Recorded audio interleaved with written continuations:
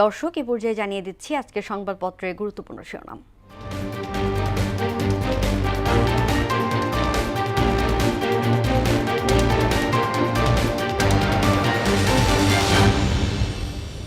দর্শক, প্রথমে আমার হাতে আছে প্রথম আলো শিরোনাম করেছে, করের চাপ বাড়বে, থাকবে কিছু ছাড়ও, 21 বছর পর অস্ট্রেলিয়ার জয়।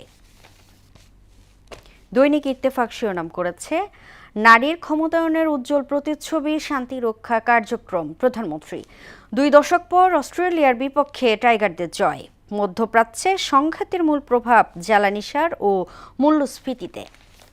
সমকাল শিরোনাম করেছে, পুশিন বন্ধে কার্যকর পদক্ষেপ চেয়েছে বাংলাদেশ।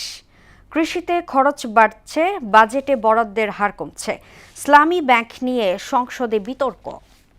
বাংলাদেশ প্রতিদিন শিরোনাম করেছে, ব্যাটে বলে দাপট দেখিয়ে অস্ট্রেলিয়াকে হারালো বাংলাদেশ।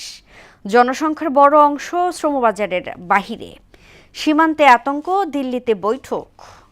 যুগান্তর শিরোনাম করেছে, বন্দি বিনিময় চুক্তি মানছে না ভারত।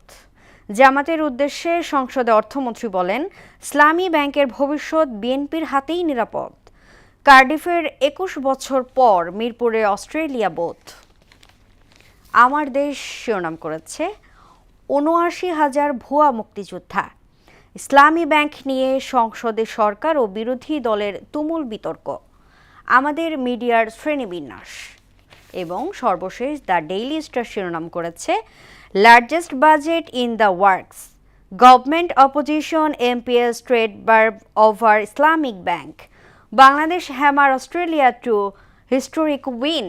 এই ছিল সংবাদপত্রের গুরুত্বপূর্ণ শিরোনাম।